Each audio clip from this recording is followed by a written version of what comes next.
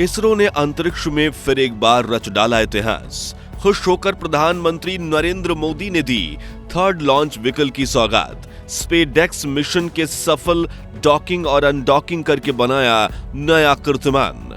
भारत की कामयाबी देख जल उठा चीन और पाकिस्तान। जी हां दोस्तों, अब तक न सिर्फ भारत बल्कि पूरी दुनिया तक ये खबर पहुंच चुकी है कि इसरो ने अपने सबसे महत्वाकांक्षी और सबसे मुश्किल स्पेस मिशन स्पेसडेक्स को सफलतापूर्वक कर लिया है। और इसी के साथ रूस, अमेरिका और चीन के बाद भारत अंतरिक्ष में डॉकिंग करने वाला दुनिया का चौथा देश बन चुका है।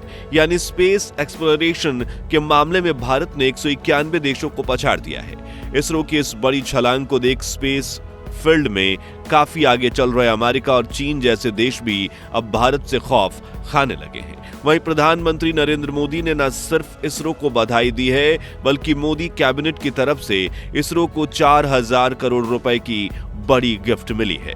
लेकिन यह मिशन उतना भी आसान नहीं था, बल्कि इसकी राह में इतनी मुश्किलें आई कि ये कई बार फेल होते होते बचा। तो ग्राउंड कमांड सेंटर में बैठे वैज्ञानिकों ने कैसे इस मिशन को अपनी मंजिल तक पहुंचाया।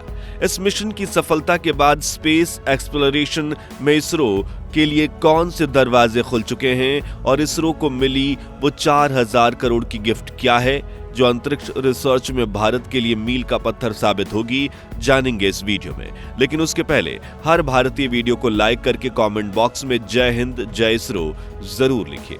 दोस्तों, 15 जनवरी की रात इसरो के कमांड सेंटर में वैज्ञानिकों की भगदड़ मची हुई थी, क्योंकि अगली सुबह वो उनकी परीक्षा होने वाली थी, जिसके लिए वो करीब 1 दशक से तैयारियां कर रहे थे। और ये परीक्षा थी इसरो के सबसे महत्वाकांक्षी स्पेसडेक्स की, जिसे 30 दिसंबर के रात 10 बजे जब बाहुबली रॉकेट PSLV C-60 अपने साथ 24 पेलोड लेकर श्रीहरिकोटा से सतीश धवन स्पेस सेंटर से लॉन्च किया गया, जिसमें सबसे महत्वपूर्ण पेलोड थे 220 किलो के 2 स्पेसक्राफ्ट जिनके नाम है टारगेट और चेजर। ये दोनों स्पेसक्राफ्ट इसरो के स्पेसडेक्स मिशन का हिस्सा हैं। इस मिशन का मुख्य उद्देश्य था अंतरिक्ष में 28,000 किलोमीटर प्रति घंटे की रफ्तार से उड़ रहे इन दोनों स्पेसक्राफ्ट को एक दूसरे से जोड़ना, यानी डॉकिंग करना, उन्हें फंक्शंस को एक साथ कंट्रोल करना और फिर उन्हें अलग करना। इस लक्ष्य को पूरा करने के लिए इसरो के वैज्ञानिकों ने सालों की मेहनत की और अपना डॉकिंग मैकेनिज्म विकसित किया और इस दोनों स्पेसक्राफ्ट में इसे इंस्टॉल किया गया। इन दोनों स्पेसक्राफ्ट को एक ही रॉकेट के माध्यम से अंतरिक्ष में भेजकर पृथ्वी की 470 किलोमीटर की कक्षा में अलग अलग छोड़ दिया गया। 7 जनवरी को इन दोनों स्पेसक्राफ्ट की डॉकिंग प्रक्रिया पूरी की जानी थी। इन दोनों स्पेसक्राफ्ट के बीच की दूरी पहले 20 किलोमीटर थी, फिर उससे घटकर 15 किलोमीटर, फिर 10, 5, 2 और 1 किलोमीटर तक कम किया गया और 7 जनवरी के दिन इसकी डॉकिंग होनी थी। लेकिन वैज्ञानिकों को स्पेसक्राफ्ट की डॉकिंग सीक्वेंस में गड़बड़ी दिखी और उन्हें इस मिशन को 9 तारीख के लिए पोस्टपोन कर देना पड़ा। अगले 2 दिनों में उस दिक्कत को ठीक किया गया, लेकिन 8 जनवरी की रात को फिर से एक दिक्कत आई और डॉकिंग दोबारा से पोस्टपोन हो गई, जिसके बाद 12 जनवरी का प्लान था, लेकिन वो भी पोस्टपोन कर दिया गया। अब तक चीन, अमेरिका और पाकिस्तान ने भारत के इस मिशन को फेलियर ही करार दे दिया था और वो हमारी हार का जश्न मनाने लगे थे। लेकिन वो कहते हैं ना, शेर पहले 2 कदम पीछे लेता है और फिर ऐसी छलांग लगाता है कि पूरा जंगल कांप उठता है। ऐसा ही कुछ किया इसरो के वैज्ञानिकों ने। मिशन में छोटी सी भी गड़बड़ी दिखते ही उन्होंने स्पेसडेक्स को कई बार पोस्टपोन जरूर किया, लेकिन हड़बड़ी के चक्कर में मिशन को फेल होने नहीं दिया। और फिर आई 12 जनवरी की वो रात। अब वैज्ञानिकों ने एक आखिरी टेस्टिंग की। जी हां, उन्होंने टारगेट और चेजर स्पेसक्राफ्ट के साथ एक ट्रायल अटेम्प्ट किया, जिसमें दोनों स्पेसक्राफ्ट के बीच की दूरी पहले 225 मीटर, फिर 100 मीटर, फिर 15 मीटर और फिर आखिर में 3 मीटर तक कम कर दी गई। यानी अब चेजर में लगे कैमरा में टारगेट स्पेसक्राफ्ट आसानी से कैप्चर हो रहा था। इसकी फुटेज भी वैज्ञानिकों ने सोशल मीडिया पर शेयर की थी, जिसके बाद इनके बीच की दूरी को थोड़ा सा बढ़ाकर रख दिया गया और 15 जनवरी की रात को वैज्ञानिक फाइनल डॉकिंग की तैयारी में जुट गए। लेकिन ये डॉकिंग कैसे की गई, चलिए आसान भाषा में समझते हैं।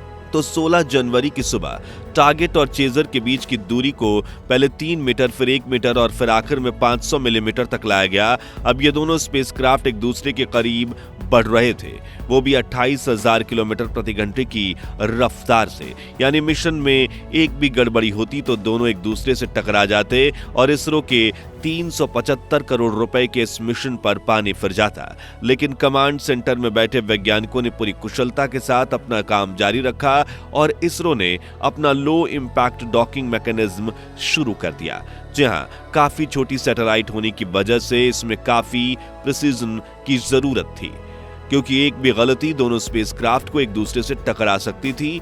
इसलिए इसमें 450 मिलीमीटर का 2 मोटर, 1 डिग्री ऑफ फ्रीडम वाला स्वदेशी फुल्ली एडवांस डॉकिंग मैकेनिज्म लगाया गया था, जिसने धीरे धीरे अपने हाथ या यूं कहें हुक्स बाहर निकाले और चेजर स्पेसक्राफ्ट ने पीछे से टारगेट स्पेसक्राफ्ट को पकड़ लिया और इस ऐतिहासिक हैंडशेक के बाद दोनों स्पेसक्राफ्ट के हुक्स लॉक हो गए और दोनों मिलकर स्पेसडेक्स का एक बड़ा स्पेसक्राफ्ट बन गए। ये पल इतना खास था कि हर तरफ खुशियों की लहर दौड़ उठी। इसरो के वैज्ञानिक खुशी से झूम उठे और ISRO chief doctor V Narayanan की आंखें खुशी के आंसुओं से भर गई, क्योंकि ये उनका बतौर इसरो अध्यक्ष पहला स्पेस मिशन था जिसमें इतनी बड़ी सफलता मिली थी। इसरो के वैज्ञानिकों ने इस खुशी के पल को हर भारतवासियों के साथ साझा किया और प्रधानमंत्री नरेंद्र मोदी ने भी इसरो को बधाई देते हुए कहा, उपग्रहों की स्पेस डॉकिंग के सफल प्रदर्शन के लिए इसरो के भारतीय वैज्ञानिकों और संपूर्ण अंतरिक्ष बिरादरी को बधाई। ये भारत के आने वाले महत्वाकांक्षी अंतरिक्ष अभियानों के लिए एक महत्वपूर्ण कदम है। इसके साथ हर भारतवासी ने सोशल मीडिया पर इसरो को बधाई देना शुरू कर दिया और इससे भी बड़ी खुशी की बात यह है कि मोदी कैबिनेट ने इसरो के वैज्ञानिकों की इतनी बड़ी सफलता को देख करीब 4,000 करोड़ रुपए की गिफ्ट दी है। आपको जानकर खुशी होगी कि स्पेसडेक्स मिशन में डॉकिंग सफल होने के कुछ घंटों बाद ही प्रधानमंत्री नरेंद्र मोदी ने इसरो को 3rd लॉन्च व्हीकल की सौगात दे दी। जी हां, प्रधानमंत्री मोदी की अध्यक्षता में केंद्रीय मंत्रिमंडल ने आंध्र प्रदेश के श्रीहरिकोटा स्थित सतीश धवन स्पेस सेंटर में तीसरे लॉन्च पैड की स्थापना की मंजूरी दे दी है। यह कदम भारत की स्पेस में महत्वाकांक्षाओं को बढ़ावा मिलेगा।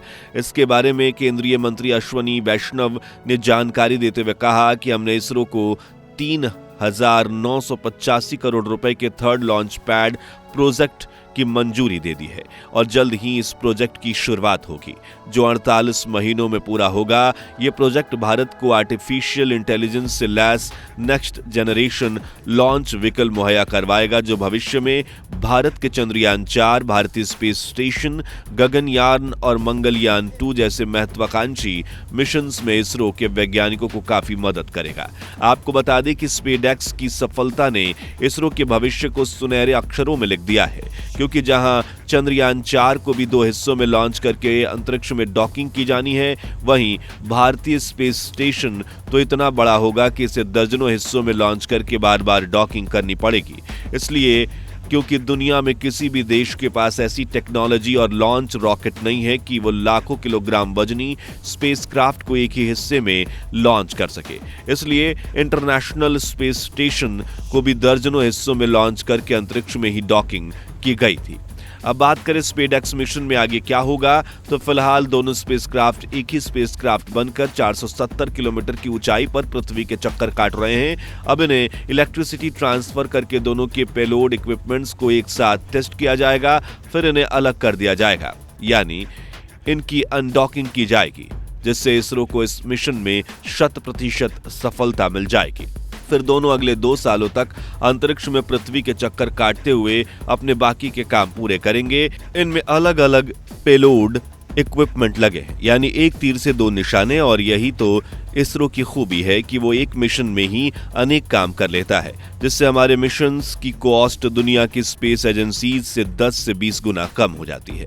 जैसे कि अमेरिका को अपने एक लॉन्च में करीब $1 बिलियन यानी कि 8,000 करोड़ खर्च करने पड़ते हैं, वहीं इसरो को पोलर सैटेलाइट लॉन्च व्हीकल यानी PSLV लॉन्च में 250 करोड़ में कर लेता है। इसलिए पूरी दुनिया की स्पेस एजेंसीज इसरो की कामयाबी से जलती है। तो आज के लिए बस इतना ही। स्पेसडेक्स मिशन की इतनी बड़ी कामयाबी के लिए अब आप कमेंट सेक्शन में इसरो को बधाई देते हुए जय हिंद जय इसरो के नारे जरूर लगाइए। ये वीडियो अच्छी लगी हो तो इसे लाइक शेयर करके 11,000 लाइक्स को जरूर पूरा करवा दीजिए और ऐसी ही रोमांचक खबरों के लिए हमारे चैनल को सब्सक्राइब करके पास वाली घंटी जरूर बजा दीजिए। जय हिंद जय भारत।